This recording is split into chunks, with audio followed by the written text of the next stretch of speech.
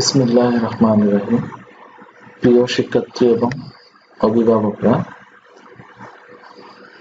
করোনাকালীন এই মহা দুঃসময়ে তোমরা নিশ্চয়ই তোমাদের বাসায় নিরাপদে আছো এবং তোমাদের বাসায় থেকে পড়াশোনা চালিয়ে যাচ্ছ। করোনার এই মহাসংকটময় মুহূর্তে গণপ্রজাতন্ত্রী বাংলাদেশ সরকারের শিক্ষা মন্ত্রণালয়ের নির্দেশনায় রামু সরকারি কলেজ কর্তৃক তোমাদের জন্য পড়াশোনার ক্ষতি পুষিয়ে নেওয়ার জন্য অনলাইন ক্লাসের ব্যবস্থা করছে। অনলাইন ক্লাসের অংশ হিসেবে আমি আজকে আমার অনলাইন ক্লাসে তোমাদের সবাইকে স্বাগতম জানাচ্ছি। আমি মোবারক হোসেন, প্রভাষক, পদার্থবিদ্যা, রামু সরকারি কলেজ, রামু, কক্সবাজার। আজকের পাঠ্য বিষয় পদার্থবিজ্ঞান, দ্বিতীয় পত্র, দ্বাদশ শ্রেণী। প্রিয় শিক্ষার্থীরা, আসো আমরা কিছু ছবি দেখি। এই ছবির কথা যদি আমি তোমাকে বলি, এখানে কি দেখতে পাচ্ছ তোমরা? এখানে দেখা যাচ্ছে দুটি গ্লাসের তৈরি বা কাঁচ ফলক। এই কাঁচ ফলকের মধ্যে একটি কাঁচ ফলকের মধ্যে দিয়ে আলোক রশ্মি প্রবেশ করছে, আবার প্রতিসরিত হয়ে অন্য পৃষ্ঠে আসছে, ওই পৃষ্ঠে প্রতিসরিত হয়ে নির্গত হয়েছে এবং নির্গত রশ্মিটি দেখা যাচ্ছে বিভিন্ন রঙে বিভাজিত হয়েছে। তো সুপ্রিয় শিক্ষার্থীরা, তোমরা নিশ্চয়ই ধারণা করতে পারছো আজকে আমার পাঠ্য বিষয়টা কি হবে। আজকে আমার টপিক সম্পর্কে তোমার ধারণা আশা রাখি হয়েছে। তো আসো আমরা দেখি। আজকে আমার পাঠ্য বিষয় হচ্ছে জ্যামিতিক আলোক বিজ্ঞান, অধ্যায় 6, আলোচ্য বিষয় প্রিজমের মধ্য দিয়ে আলোর প্রতিসরণ। তোমরা এর আগের স্লাইডে যাকে প্রিজম দেখছো, প্রিজমের মধ্যে আলোক রশ্মি প্রতিসরিত হচ্ছে, কিভাবে হচ্ছে, এই সকল বিষয়গুলো আমি তোমাদের সম্মুখে তুলে ধরব। আমরা এই পাঠ শেষে আমরা আসলে কি জানতে পারবো? এই পাঠ শেষে আমরা প্রিজম কি বলতে পারবো, প্রিজমের মধ্য দিয়ে আলোর প্রতিসরণ ব্যাখ্যা করতে পারবো, বিচ্যুতি কোণ সম্পর্কে ধারণা পাবো, ন্যূনতম বিচ্যুতি কোণ সম্পর্কে ধারণা পাবো, ন্যূনতম বিচ্যুতি কোণের রাশিমালা প্রতিপাদন করতে পারবো। তো দেখো প্রিয় শিক্ষার্থীরা, পূর্বের যে ছবিগুলো দেখছিলাম সেটাকে বিশ্লেষণ করলে দেখো কি হয়। এখানে দেখতে পাচ্ছি আমরা এই কাঁচ ফলকের দুইটি তল হচ্ছে হেলানো তল। একটা তলের মধ্যে দিয়ে একটা আলোক রশ্মি, সাদা রঙের আলোক রশ্মি তাও প্রবেশ করলো। এই তলে সেটা প্রতিসরণের পর এখান থেকে নির্গত হয়ে বিপরীত যে তলটা, সেই তলের উপর আবার আপতিত হলো। তাহলে এই তলের জন্য আপতিত রশ্মি হচ্ছে এই সাদা রঙের আলোক রশ্মিটি, আবার এখান থেকে প্রতিসরিত হয়ে যে রশ্মিটি আসছে এই পৃষ্ঠে, সেটা হচ্ছে প্রতিসরিত রশ্মি। আর এই প্রতিসরিত রশ্মিটি এই তলে আবার আপতিত হলো, এই তল থেকে প্রতিসরণের পর বিভিন্ন রঙে বিভাজিত হলো। তো প্রিয় শিক্ষার্থীরা, আমি যদি তোমাদেরকে বলি, প্রশ্ন করি, এখানে এই কাঁচ দণ্ড বা এই কাঁচ ফলকের কাজটা কি, তাইলে কাজটা হচ্ছে, আমি ছবি দেখে ধারণা করতে পারছি, একটা আলোক রশ্মিকে বিভিন্ন রঙে বিভাজিত করা, কালার বিশ্লেষণ করা, বিচ্ছুরিত করা। তো প্রিয় শিক্ষার্থীরা, তো নিশ্চয়ই তোমরা বলতে পারবে এই একটা প্রিজমের কাজ কি। কাজ হলো তাহলে আলোক রশ্মিকে বিভাজিত করা এবং প্রিজমের মধ্য দিয়ে আলোক রশ্মি যাওয়ার সময় তার গতিপথ বেঁকে যায়। তার প্রমাণ হচ্ছে এটা, এই স্বাভাবিক আলোক রশ্মি এখান থেকে আসছে, তার স্বাভাবিক অবস্থানে না থেকে প্রতিসরণের পর আবার বেঁকে গেল, আবার ঠিক সেম এই জায়গায় না থেকে এই নির্গত হলে এভাবে হওয়ার কথা ছিল, কিন্তু নির্গত হয়েছে বেঁকে গিয়ে। হ্যাঁ, তো আমরা এখান থেকে মোটামুটি ক্লিয়ার একটা ধারণা পাইলাম প্রিজমের মধ্য দিয়ে অ্যাকচুয়ালি আলোক রশ্মি প্রতিসরণের সময় তার গতিপথ বেঁকে যায়। আচ্ছা, তো এখন আমি তোমাদেরকে যদি বলি প্রিজম কাকে বলে, প্রিজম সম্পর্কে যদি ধারণা দিতে যায় তাহলে বলতে হবে এখানে যেহেতু দুটো হেলানো তল আছে, এই হেলানো তল দিয়ে এই আয়তাকার হতে পারে, ত্রিভুজ আকৃতির হতে পারে এই কাচদণ্ডটি গঠিত। তাহলে তোমরা নিশ্চয়ই লিখবে, খাতা কলম নিয়ে লিখবে দুটি হেলানো সমতল পৃষ্ঠ দ্বারা সৃষ্ট স্বচ্ছ সমসত্ব প্রতিসারক মাধ্যমকে প্রিজম বলে। প্রিয় শিক্ষার্থীরা, প্রিজম কাকে বলে? দুটি হেলানো পৃষ্ঠ দ্বারা সীমাবদ্ধ স্বচ্ছ প্রতিসারক মাধ্যমকে প্রিজম বলে। প্রিজমের কয়টি ধার? এই যে ত্রিভুজ আকৃতির যে প্রিজমটা দেখাচ্ছে এখানে কয়টি ধার আছে? এই পৃষ্ঠে একটা, বিপরীত পৃষ্ঠে দুইটা, তিনটা, চারটা, পাঁচটা, 6টি ধার আছে। কয়টি? 6টি, ত্রিভুজ আকৃতির। আচ্ছা, নেক্সট হচ্ছে একটু লক্ষ্য করি আমরা এখানে অ্যাকচুয়ালি সাদা রঙের আলোক রশ্মিটি কিভাবে বিভাজিত হচ্ছে তুমি নিশ্চয়ই দেখছো। এখানে দেখা যাচ্ছে একটা এক রঙের আলোক রশ্মি এক পৃষ্ঠে আপতিত হয়েছে, এখান থেকে নির্গত হওয়ার সময় বিভিন্ন রঙে বিভাজিত হয়ে যাচ্ছে। এটা অটোমেটিক্যালি হচ্ছে। তো এই চিত্রের একটা রেখাচিত্র যদি আমরা আঁকতে যাই তাহলে আঁকতে হবে এই চিত্রটি। এখানে এই চিত্রটাকে বলা হয় রেখাচিত্র। এখানে দেখা যাচ্ছে এবিসি উল্লেখিত প্রিজম, যার এবি, এসি, বিসি এই তিনটি সমতল পৃষ্ঠ, যার মধ্যে দুটি হেলানো পৃষ্ঠ এসি এবং এবি। এবি পৃষ্ঠে পিকিউ আলোক রশ্মি আপতিত হয়েছে কিউ বিন্দুতে, আর কিউ বিন্দুতে একটা অঙ্কিত অবিলম্ব হচ্ছে কিউ এন, যাকে পেছন দিকে বর্ধিত করলে ও পর্যন্ত হয়। পি কিউ আলোক রশ্মি অবিলম্বের সাথে I1 ইনসিডেন্ট অ্যাঙ্গেল আপতন কোণ I1 উৎপন্ন করে আপতিত হলে সেটা প্রতিসরণের পর কিউ আর পথে নির্গত হয়ে এসি তলে আর বিন্দুতে আপতিত হয়। তাহলে আমি যদি তোমাদেরকে প্রশ্ন করি এই এবি তলের জন্য আপতিত রশ্মি কোনটি? আপতিত রশ্মি হচ্ছে পি কিউ। এবি তলের জন্য প্রতিসরিত রশ্মি হচ্ছে কিউ আর। অনুরূপভাবে এসি তলের জন্য আপতিত রশ্মি কিউ আর, এসি তলের জন্য নির্গত রশ্মি বা প্রতিসরিত রশ্মি আর এস। প্রিয় শিক্ষার্থীরা, এই রেখাচিত্র থেকে আমরা একটা বিষয় এখানে স্পষ্ট দেখতে পাচ্ছি, আলোক রশ্মির স্বাভাবিক অবস্থান থেকে কিভাবে বেঁকে যাচ্ছে। স্বাভাবিক অবস্থান ছিল পি কিউ বরাবর। যদি এখানে এই প্রিজমটি না থাকতো আলোক রশ্মি পি কিউ টি ইউ এই পথে সোজা চলে যেত। আমরা সবাই জানি আলোক রশ্মি সহজ সোজা সরল পথে চলে।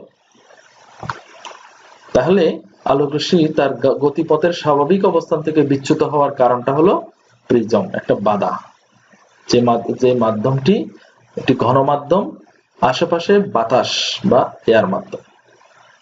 আচ্ছা, তাহলে এই এবি পৃষ্ঠে অঙ্কিত অবিলম্ব এন কিউ, যেটাকে পিছন দিকে বর্ধিত করলাম ও পর্যন্ত, আর এসি পৃষ্ঠে অঙ্কিত অবিলম্ব আর এন প্রাইম, যাকে পেছন দিকে বর্ধিত করলাম ও পর্যন্ত। তাহলে দেখো এন প্রাইম আর এবং এন কিউ দুটোটা অবিলম্বের ছেদবিন্দু হচ্ছে ও।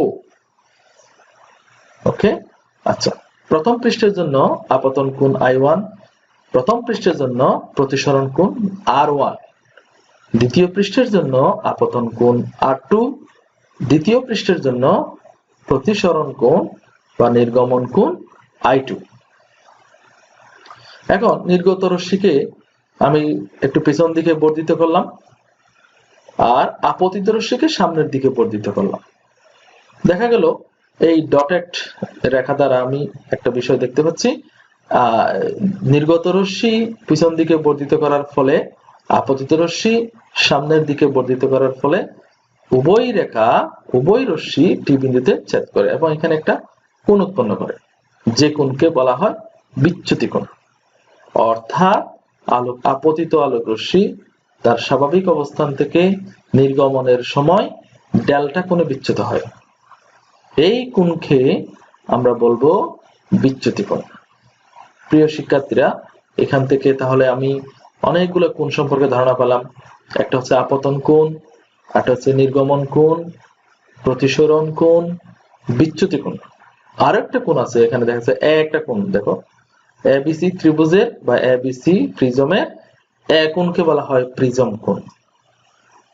আচ্ছা, তাহলে আমরা এখান থেকে স্পষ্ট দেখতে পাচ্ছি এবিসি একটা প্রিজম, পি কিউ আপতিত রশ্মি, আর এস নির্গত রশ্মি, I1 R2, I1 এবং R2 হচ্ছে আপতন কোণ, R1 এবং I2 হচ্ছে প্রতিসরণ কোণ, I2 কে আবার নির্গমন কোণ বলে বা নির্গত কোণ বলে, এ হচ্ছে প্রিজম কোণ। আচ্ছা, তো আমরা এই যে ত্রিভুজ বা এই প্রিজমের রেখাচিত্র, এই রেখাচিত্র থেকে একটা বিষয় এখান থেকে বলছে কি বিচ্যুতি কোণ। বিচ্যুতি কোণের রাশিমালা নির্ণয় করব। চিত্র থেকে দেখা যাচ্ছে এ কিউ ও আর ত্রিভুজ বা চতুর্ভুজ, এ কিউ ও আর চতুর্ভুজ এবং কিউ ও আর ও টি কিউ আর ত্রিভুজদ্বয় বিবেচনা করে দেখা গেছে delta equal to I1 plus I2 minus A কোণ হয়। এটা কিভাবে হয় প্রিয় শিক্ষার্থী আমরা দেখব। তোমরা সবাই রেখাচিত্র এঁকে থাকলে অবশ্যই দেখতে পাবে এ বি তলে পি কিউ হচ্ছে আপতিত রশ্মি যার আপতন কোণ I1 এবং এ বি তলে প্রতিসরণ কোণ R1। অনুরূপভাবে এসি তলে কিউ আর রশ্মির আপতন কোণ R2, নির্গমন কোণ I2। এখন বিচ্যুতি কোণ ডেল্টা যদি হয় কিউ আর টি ত্রিভুজের বহিস্থ কোণ, সুতরাং ডেল্টা সমান কোণ টি কিউ আর প্লাস কোণ টি আর কিউ। চিত্র থেকে আমরা স্পষ্ট দেখতে পাচ্ছি টি কিউ আর কে আমরা I1 দ্বারা সূচিত করছি, I1 টি কিউ আর, এই যে টি কিউ আর এই কোণটা আমাদের যেহেতু নাই, এই টোটাল কোণটা হচ্ছে I1 কোণ। এই টোটাল কোণটা কি I1, তার মানে টি কিউ আর যদি বের করতে চাই I1 থেকে R1 মাইনাস করলে হয়ে যাচ্ছে। অনুরূপভাবে টি আর কিউ কোণ, এই কোণ সমান টোটাল, এটা যেহেতু I2 কোণ, I2 থেকে R2 মাইনাস করলে যে অবশিষ্টাংশটা থাকবে সেটা হচ্ছে টি আর কিউ। আচ্ছা, তাহলে টি কিউ আর সমান আমরা লিখতে পারি I1 মাইনাস R1 প্লাস টি আর কিউ সমান লিখতে পারি I2 মাইনাস R2। ব্র্যাকেট তুলে দিয়ে আমরা যখন সাজাবো I1 plus I2 minus R1 plus R2। Clear? আচ্ছা, এখন এ কিউ ও আর চতুর্ভুজের চার কোণের সমষ্টি 4 সমকোণ। প্রিয় শিক্ষার্থীরা আমরা সবাই জানি একটি চতুর্ভুজের চার কোণের সমষ্টি 4 সমকোণ হয়। এ কিউ ও আর, এ কিউ ও আর যেহেতু একটা 4টি বাহু দ্বারা গঠিত সীমাবদ্ধ একটা ক্ষেত্র, এটাকে একটা চতুর্ভুজ বলা যায়। যে চতুর্ভুজের 4টা কোণ আছে, 4টা কোণের সমষ্টি 4 সমকোণ হবে সামষ্টিকভাবে। আচ্ছা, তো এখান থেকে একটা বিষয় স্পষ্ট দেখতে পাচ্ছি, যেহেতু এ বি তলে এবং এসি তলে দুটি অবিলম্ব ইতিপূর্বে আঁকা হয়েছে, একটা হচ্ছে কিউ এন আর একটা হচ্ছে আর এন প্রাইম। আমরা জানি অবিলম্ব বা নরমাল যে কোনো একটা তলের উপর যখন আঁকা হয়, ওই নরমাল এই তলের সাথে 90 ডিগ্রি কোণ উৎপন্ন হবে। তাহলে অবভিয়াসলি এই কোণটা হবে আমার 90 ডিগ্রি বা 90 ডিগ্রি, আর অনুরূপভাবে এই কোণ হচ্ছে 90 ডিগ্রি। তো প্রিয় শিক্ষার্থীরা, একটি চতুর্ভুজের 4 কোণের সমষ্টি যদি 4 সমকোণ হয়, তার মধ্যে 90 যোগ 90 180 হয়ে যাচ্ছে, বাকি অবশিষ্ট থাকে 180, অর্থাৎ এ কোণ এবং ও কোণ যোগ করলে আমরা অবশিষ্ট কোণ পাবো 180 ডিগ্রি। আচ্ছা, এর মধ্যে প্রিজমের যে প্রিজম কোণ আমরা সবাই জানি প্রিজম কোণ 60 ডিগ্রি হয়, কারণ একটা প্রিজমের যে 3টা বাহু, এই 3টা বাহু একটি সমবাহু ত্রিভুজ উৎপন্ন করে। যেহেতু প্রিজম দেখতে সমবাহু ত্রিভুজের মতো, এই জন্য এই কোণকে আমরা 60 ডিগ্রি ধরতে পারি। ওকে, আচ্ছা, এ কিউ ও আর চতুর্ভুজের 4 কোণের সমষ্টি যদি 4 সমকোণ হয়, কোণ এ কোণ যোগ ও কোণ যোগ এ কিউ ও যোগ এ আর ও সমান 4 সমকোণ, আলটিমেটলি 4 সমকোণ। যেখানে এ কোণ হচ্ছে প্রিজম কোণ এবং এন কিউ ও এন প্রাইম আর ও যথাক্রমে এ বি ও সি তলে অবস্থিত লম্ব বা অবিলম্ব হওয়ায় এই দুটি কোণের সমষ্টি 2 সমকোণ এবং এ কোণ এবং ও কোণ যোগ করলে তাও 2 সমকোণ বা 180 ডিগ্রি হয়। আবার কিউ আর ও ত্রিভুজে কিউ আর ও এটা একটা ত্রিভুজ। আমরা জানি একটি ত্রিভুজের 3 কোণের সমষ্টি কত ডিগ্রি হয়? 2 সমকোণের সমান, 2 সমকোণের সমান। আচ্ছা, কিউ আর ও ত্রিভুজের ও কোণ R1 প্লাস R2 এই তিনটা কোণের যোগফল 2 সমকোণ হয়। তাহলে এটা সমান 2 সমকোণ।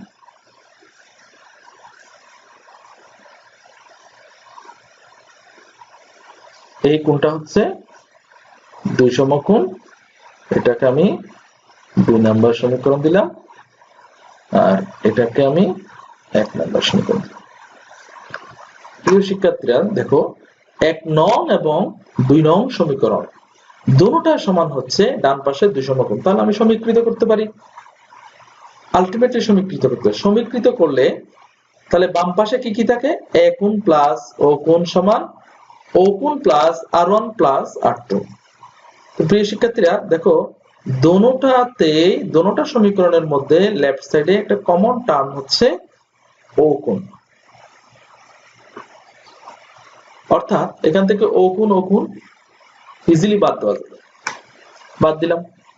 অবশিষ্ট থাকে এ কোণ সমান R1 প্লাস R2, অর্থাৎ R1 এবং R2 যোগ করলে আমি এ কোণ পাই।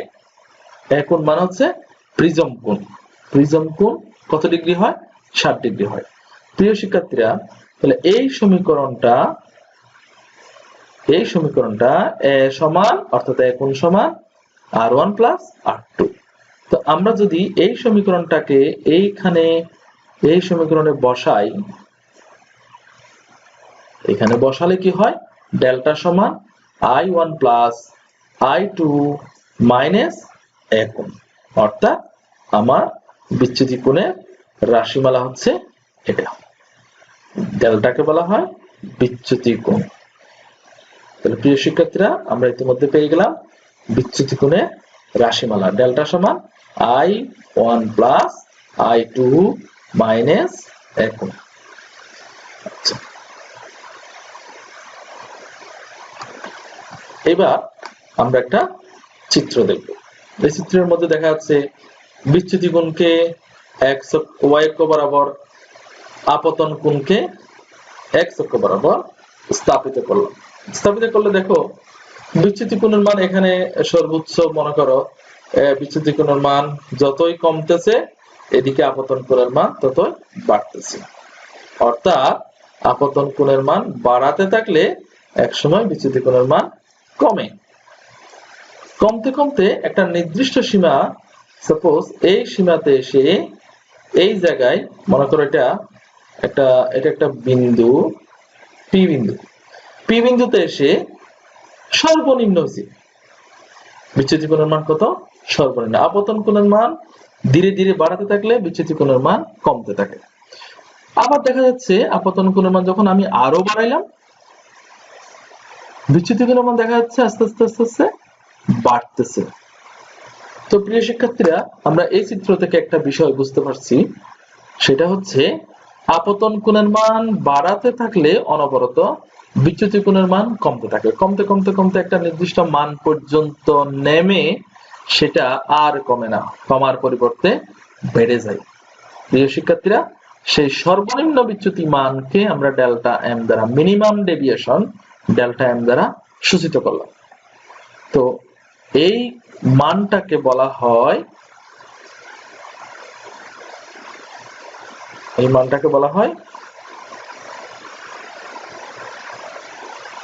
আমি এই যে ড্রয়িং করলাম প্রিয় শিক্ষার্থী তোমাদের বোঝার জন্য সেটাকে একটু মুছে দিচ্ছি। তাহলে আপতন কোণের মান বাড়াতে থাকলে বিচ্যুতি কোণের মান একসময় কমে, বিচ্যুতি কোণের মান একসময় কমে। কমতে কমতে কমতে কমতে বিচ্যুতি কোণের মান কমতে কমতে সেটা আর কমার মিনিমাম একটা মান পর্যন্ত পৌঁছানোর পরে আর কমে না, তখন সেটা বাড়তে থাকে বাড়তে থাকে। তাহলে বিচ্যুতি কোণের আপতন কোণের যে মান বিচ্যুতি কোণের মান সর্বনিম্ন হয়েছে সেই মানটাকে বলা হবে ন্যূনতম বিচ্যুতি কোণ, ন্যূনতম বিচ্যুতি কোণ। তাহলে আমরা সংজ্ঞায় আসি।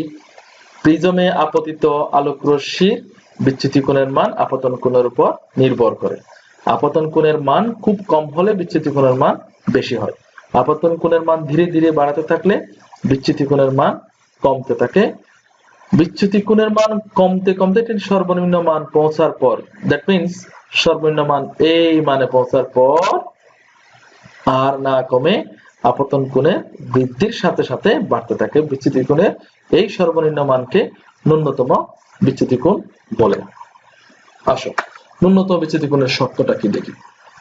ন্যূনতম বিচ্যুতি কোণের শর্ত, তাহলে প্রিয় শিক্ষার্থীরা বিচ্যুতি কোণ যেহেতু এইখানে এই ন্যূনতম বিচ্যুতি কোণের শর্তটা কি হতে পারে? ন্যূনতম বিচ্যুতি কোণ আপতন কোণের উপর নির্ভর করে, কিন্তু অর্থাৎ আপতন কোণ এবং নির্গমন কোণ, এইদিকে দেখো I1 এবং I2 আপতন কোণ এবং নির্গমন কোণ সমান হলে বিচ্যুতি কোণ ন্যূনতম হয়, অর্থাৎ I1 সমান কি হতে হবে? I2 হতে হবে এবং R1 সমান R2 হতে হবে। তখন এখানে ন্যূনতম বিচ্যুতি কোণ সংগঠিত হবে। আশা রাখি সবাই বুঝেছো। এরপরে আমরা যদি ন্যূনতম বিচ্যুতি কোণের সাথে প্রিজমের উপাদানের প্রতিসরণাঙ্কের একটা সম্পর্ক স্থাপন করতে চাই, ইতিপূর্বে আমরা জানি, আমরা একটা সমীকরণ জানি ইতিপূর্বে, ডেল্টা সমান এই সমীকরণটা ইতিপূর্বে প্রতিপাদন করেছি, যেখানে A কোণ সমান R1 প্লাস R2। ক্লিয়ার? আচ্ছা, ন্যূনতম বিচ্যুতির যে অবস্থান, এই অবস্থানে আমরা এই মাত্র যে দুটি শর্তের কথা বলছি সেই শর্ত দুটো হচ্ছে এটা, একটা হচ্ছে I1 সমান I2 আর একটা হচ্ছে R1 সমান R2। যখন I1 এবং I2 সমান হবে, R1 এবং R2 সমান হবে, ডেল্টাটা ডেল্টা M হবে। ডেল্টা M দিয়ে বোঝাতে চাচ্ছি ন্যূনতম বিচ্যুতি কোণ বা মিনিমাম ডেভিয়েশন। প্রিয় শিক্ষার্থীরা, 2 নং সমীকরণে আমি যদি R1 সমান R2 অর্থাৎ R2 এর জায়গায় R1 বসাই, এই জায়গায় R1 বসাই, তাহলে আমার কি হচ্ছে? A কোণ সমান A সমান 2R1, তাহলে এখান থেকে R1 এর মান পেয়ে যায়। ক্লিয়ার? আচ্ছা, এরপরে 1 নং সমীকরণে I1 এবং I2 যেহেতু সমান, ন্যূনতম বিচ্যুতি কোণের শর্ত, এখান থেকে I2 কে আমি I1 বসাই, তাহলে I1 বসালে কি হচ্ছে? ডেল্টা সমান 2I1 মাইনাস A, এখান থেকে I1 এর মান যদি বের করি A plus delta M by 2, A plus delta M by 2। আচ্ছা, তাহলে আমার হাতে I1 এর মান আছে, R1 এর মান আছে। প্রিয় শিক্ষার্থীরা, আমরা পূর্বের ক্লাসে তোমাদের সাথে আমি ডিসকাস করেছিলাম আলোর প্রতিফলন প্রতিসরণের যে সূত্র, ওখান থেকে একটা সংজ্ঞা পেয়েছিলাম স্নেলের সূত্রে, এক জোড়া নির্দিষ্ট মাধ্যম এবং নির্দিষ্ট রঙের আলোর জন্য আপতন কোণের সাইন এবং প্রতিসরণ কোণের সাইনের অনুপাত একটা ধ্রুব রাশি হয়। সেই ধ্রুব রাশিটাকে আমরা মিউ দ্বারা সূচিত করছিলাম। আশা রাখি সবার মনে আছে। প্রিজমের যেটাকে বলা হয় প্রিজমের উপাদানের প্রতিসরণাঙ্ক, যেটাকে বলা হয় প্রিজমের উপাদানের প্রতিসরণাঙ্ক। তাহলে প্রতিসরণাঙ্ক মিউ সমান আমরা জানি আপতন কোণের সাইন ডিভাইড বাই প্রতিসরণ কোণের সাইন। এখানে I1 এর মান ইতিমধ্যে আমার হাতে আছে, এই I1 এর মান, R1 এর মানও আছে, এই R1 এর মান। তাহলে I1 এবং R1 এর মান বসা দিলে আমি এই সমীকরণটা পাই। তো প্রিয় শিক্ষার্থীরা, এই সমীকরণ থেকে দেখা যাচ্ছে বাম পাশে প্রতিসরণাঙ্ক সমান ডান পাশে sine A plus delta M by 2 divided by sine A by 2। এখানে A হচ্ছে প্রিজম কোণ, ডেল্টা এম হচ্ছে ন্যূনতম বিচ্যুতি কোণ, মিউ হচ্ছে প্রতিসরণাঙ্ক। আচ্ছা, তো প্রিয় শিক্ষার্থীরা, আশা রাখি সবাই বুঝেছো। আমি নেক্সট যদি যাই, আচ্ছা, তাহলে আমরা এতক্ষণ পর্যন্ত যা পড়লাম এখান থেকে দেখি কিছু পারি কিনা। প্রিজম কি তাহলে বলো? প্রিজম হচ্ছে দুটি হেলানো পৃষ্ঠ দ্বারা সীমাবদ্ধ স্বচ্ছ প্রতিসারক মাধ্যম, যার মাধ্যমে আলোক রশ্মি বিচ্ছুরণ হয়। ন্যূনতম বিচ্যুতি কোণ কি? তাহলে ন্যূনতম বিচ্যুতি কোণের সংজ্ঞা ইতিমধ্যে পেলাম। ন্যূনতম বিচ্যুতি কোণ হচ্ছে আলোক রশ্মি আপতন কোণের মান যদি ধীরে ধীরে বাড়াতে থাকি, তখন বিচ্যুতি কোণের মান কমতে থাকে। কমতে কমতে একটা নির্দিষ্ট সময় পর আপতন কোণের মান বাড়ালেও বিচ্যুতি কোণের মান আর বাড়ে না, কমে না, সরি, এক সময় বাড়তে থাকে। তাহলে আপতন কোণের যে মানের জন্য বিচ্যুতি কোণের মান সর্বনিম্ন হয় তাকে ন্যূনতম বিচ্যুতি কোণ বলে। প্রিয় শিক্ষার্থীরা, ন্যূনতম বিচ্যুতি কোণের শর্ত আমরা জানি দুইটা, একটা হচ্ছে I1 সমান I2, R1 সমান R2। প্রিজম কোণ কত ডিগ্রি? প্রিজম কোণ কত ডিগ্রি হয় বলছি? হ্যাঁ, প্রিজম কোণ 60 ডিগ্রি। আচ্ছা, তাহলে আমরা আজকে যা পড়লাম এখান থেকে একটা বাড়ির কাজ নিব, আমরা বাসায় গিয়ে সবাই প্র্যাকটিস করব।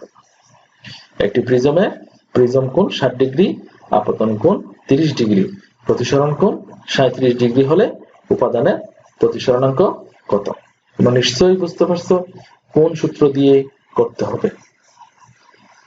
এরপরে প্রিয় শিক্ষার্থীরা, আমি আজকের পাঠের উপর আমি আমার পাঠটা ফেসবুকে লাইভ দিব, সেখান থেকে তোমরা একটা লিংক পাবে, সেই লিংকে প্রবেশ করে নিশ্চয়ই তোমরা ইতিপূর্বে অনেক পরীক্ষা দিয়েছো অনলাইনে,